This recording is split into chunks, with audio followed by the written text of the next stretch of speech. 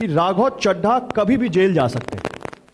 कल अरविंद केजरीवाल जी ने कहा कि पूरी तैयारी कर ली गई है और राघव चड्ढा को किसी भी वक्त फंसाया जा सकता है, क्योंकि पंजाब में जो उन्होंने करिश्मा कर दिखाया, गुजरात में वो बीजेपी से डर गई है।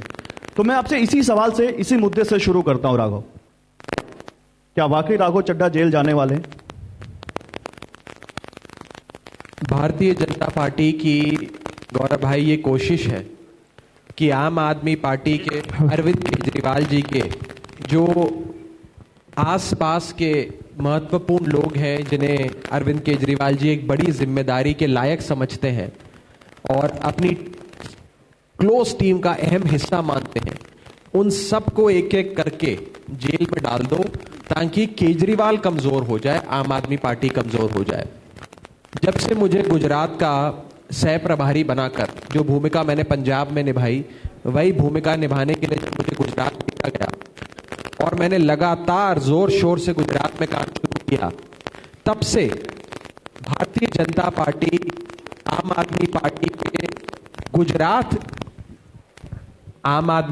के गुजरात में काम कर रहे लोगों को अरेस्ट करने, उन्हें झूठे फर्जी मुकदमों में फंसाने की कोशिशें कर रही है। और ये बात भाजपा के ही एक बड़े नेता ने हमें बताई कि अगला नंबर राघव का है। अच्छा, भाजपा में आपके जासूस हैं, इसका मतलब? देखिए, भारतीय जनता पार्टी में आपको जान के अचंभा होगा, बहुत सारे, और कांग्रेस पार्टी में भी बहुत सारे हमारे वेल विशर्स, हमारे शुभचिंतक, हमारे समर्थक बैठे हैं, जिन्हें हम भी कहते हैं कि हमारी पार्टी में मत आओ, वहीं बने रहो, वहीं रहकर हमारी मदद करो। ये आपने नई बात बताई। उन्होंने ये सूचना दी है कि जैसे केजरीवाल मॉडल के स्वास्थ्य के जो जनक थे, स्वास्थ्य मॉडल के सत्येंद्र जैन, उन्हें जेल में डाल दिया। शिक्षा मॉडल के जनक मनीष सिसोदिया जी को जेल में डालने की तैयारी है। अब क्योंकि गुजरात की जिम्मेदारी इन युवा कंधों पे डाल दी, तो इसी को जेल में डाल दो। ये जेल में रहेगा तो गुजरात नहीं आएगा, गुजरात नहीं आएगा तो काम नहीं करेगा, काम नहीं करेगा तो भाजपा के लिए जिंदगी आसान रहेगी। तो ये तो सरल राजनीति है। लेकिन ऐसा तो है नहीं कि बिना किसी सब्सटेंस के आपको जेल में डाल दिया जाएगा। देखिए, कोई तो आखिर क्या चार्ज होगा? राघव चड्ढा ने ऐसा क्या कर दिया जो बीजेपी या सत्ताधारी पार्टी, सरकार उनको जेल में डालना चाह रही है? भारत का क्रिमिनल जस्टिस सिस्टम ये कहता है कि एक अपराध होता है, अपराध के बाद मुकदमा दर्ज होता है, मुकदमे में कार्रवाई होती है, इन्वेस्टिगेशन भी चलती है, बयान चलता है, फिर ट्रायल पे स्टेज पे आता है, ट्रायल स्टेज के बाद कन्विक्शन होती है, कन्विक्शन के बाद जेल होती है। ये भारत की सामान्य तौर पे क्रिमिनल जस्टिस सिस्टम रहा है, जो 75 साल से भारत में चलता है। भाजपा ने भारत के क्रिमिनल जस्टिस सिस्टम को पूरा उल्टा कर दिया। वो कहते हैं किस आदमी को जेल में डालना है, अच्छा राघव चड्ढा को जेल में डालना है, अच्छा केजरीवाल को जेल में डालना है, तो उस आदमी को पकड़ते, पहले उसका नाम जानते हैं, फिर उसके आसपास की कोई चीजें ढूंढने की कोशिश करते हैं। जब उस आदमी ने कुछ गलत नहीं किया, कुछ मिलता नहीं, तो सबूत खुद बनाते हैं, केस खुद मैन्युफैक्चर करते हैं, झूठ मूठ का मुकदमा बनाते हैं और सीधा जेल में डाल देते हैं। कोई ट्रायल नहीं, कोई इन्वेस्टिगेशन नहीं, कुछ नहीं। तो ये भारत की क्रिमिनल जस्टिस सिस्टम और भाजपा का क्रिमिनल जस्टिस सिस्टम में एक बहुत बड़ा अंतर जो आज देश में नजर आ रहा है, वो आपको भी आ रहा है। और ऐसा कैसे हो सकता है कि सारे लोग जो ईडी सीबीआई पकड़ती है, जो पुलिस पकड़ के जेल में डालती है भाजपा की, वो सारे विपक्ष के गैर भाजपा नेता हैं। जो आप तमाम विपक्षी पार्टी के नेता कहते हैं कि इस एजेंसियों का इस्तेमाल कर रही है बीजेपी, जो आप लोगों की लाइन अक्सर होती है। नहीं, मैं इस सवाल को कुछ और लेकर जाना चाहता हूं। पिछले 1.5-2 महीने, 3 महीने से ऐसा क्यों लगता है कि आम आदमी पार्टी की पूरी पॉलिटिक्स जेल के इर्द गिर्द ही घूम रही है, या विक्टिमाइजेशन के आसपास ही घूम रही है कि हमें निशाना बनाया जा रहा है, जो आप अभी कह रहे हैं कि हमें निशाना बनाया जा रहा है? ऐसा क्यों लगता है? देखिए, हुआ क्या, जब तक हम दिल्ली की एक छोटी सी पार्टी थे, तो भारतीय जनता पार्टी को 5 साल में एक बार दर्द होता था जब दिल्ली विधानसभा का चुनाव होता था और उसमें दिल्ली की जनता आई लव यू केजरीवाल बोलकर अरविंद जी को जिता देती थी। अब दिल्ली के बाद पंजाब का चुनाव हुआ, पंजाब में भी आम आदमी पार्टी की सरकार बन गई। पंजाब चुनाव के बाद आम आदमी पार्टी राष्ट्रीय स्तर पे एक बहुत बड़ी राजनीतिक शक्ति, ताकत बनी। इससे भाजपा डर गई इससे भारतीय जनता पार्टी के बड़े बड़े नेता घबरा गए और वो ये समझ गए कि कांग्रेस तो हमारे लिए बहुत ही सुविधाजनक विपक्ष था, कांग्रेस को तो हम हरा सकते हैं, राहुल गांधी को तो राजनीति के रण के मैदान में कभी भी परास्त कर सकते हैं, ये अरविंद केजरीवाल जी हमारे काबू आने वाले नहीं है। तो केजरीवाल को कमजोर करने के लिए उनके आसपास के सारे लोगों को सीबीआई ईडी के मुकदमों में, रेडों में, सर्चिज में, सीजर में, कोर्ट में, जेल में फंसा दो, यही सबसे सरल चीज है भाजपा के पास। उन्होंने वो बाण आज हम पर चला दिया। अब आप मुझे एक चीज का जवाब दें, मैं आपसे सवाल पूछता हूं। वैसे सवाल तो मैं पूछने आया था। आपके माध्यम से जनता से पूछता हूं, क्या आज गुजरात में चुनाव चल रहा है, हम गांधी की, सरदार पटेल की धरती गुजरात में बैठे हैं, आज यहां पर भाजपा के नेता कांग्रेस को गाली देते हैं? कांग्रेस के किसी नेता के बारे में कुछ बोलते हैं? कुछ नहीं बोलते, कुछ भी नहीं कहते, सिर्फ केजरीवाल को गाली देते, सिर्फ आम आदमी पार्टी को गाली देते। क्यों? के लिए तो अच्छा है, वो केजरीवाल का कद बड़ा कर रहे हैं। क्योंकि केजरीवाल से डरते हैं।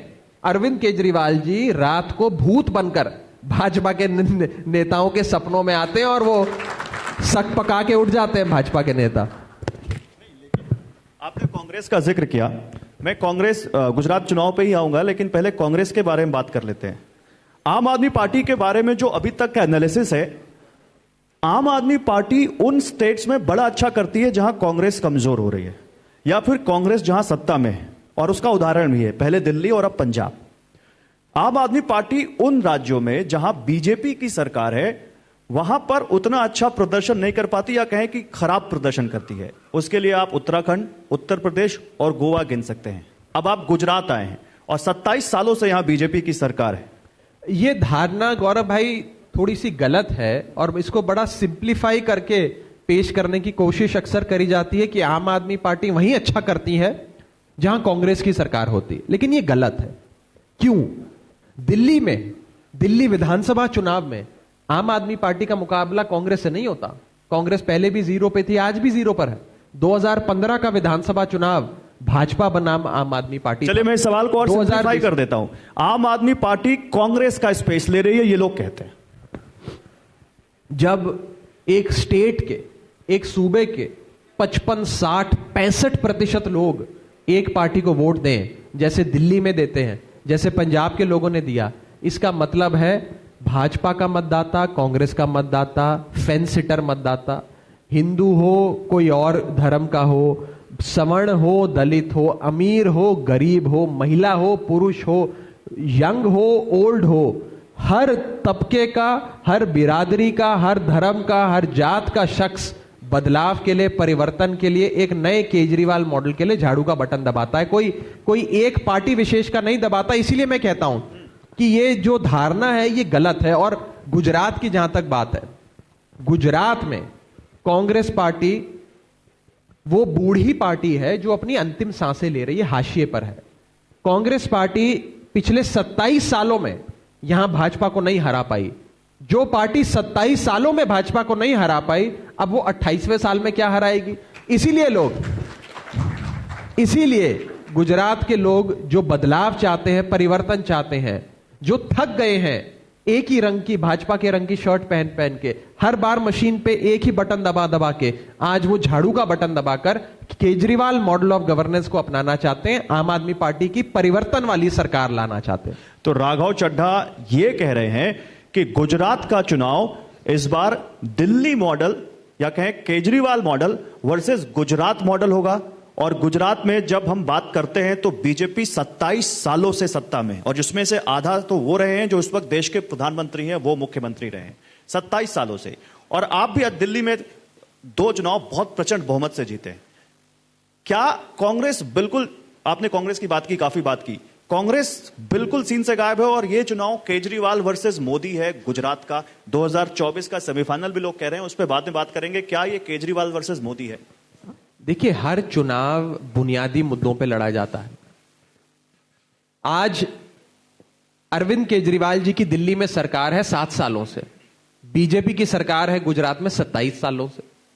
दिल्ली में 7 सालों में अरविंद केजरीवाल जी ने बिजली 24 घंटे कर दी और मुफ्त कर दी। 27 साल में भाजपा गुजरात में बिजली मुफ्त नहीं कर पाई। 7 साल में अरविंद केजरीवाल जी ने तो वो शिक्षा तो को कह रहे वर्ल्ड हैं क्लास फ्री की बना दिया। रेवड़ी पीएम खुद कह रहे मैं हैं। उस पे आ रहा हूं, उस पे आ रहा हूं, मैं आता हूं उस रेवड़ी वाले सवाल पे भी आता हूं। 7 साल में अरविंद केजरीवाल जी ने दिल्ली के स्कूलों को शानदार कर दिया, वर्ल्ड क्लास कर दिया, प्राइवेट स्कूलों से बेहतर कर दिया। 27 साल बाद भी गुजरात के सरकारी स्कूल वही घिसे पिटे गले पुराने, जिसमें कोई अपने बच्चे का दाखिला नहीं कराना चाहता, मजबूरी में कराता है। 7 साल में अरविंद केजरीवाल जी ने state of the art health care facility, world class health care, मोहल्ला क्लिनिक से लेकर सुपर स्पेशलिटी अस्पताल बना दिए।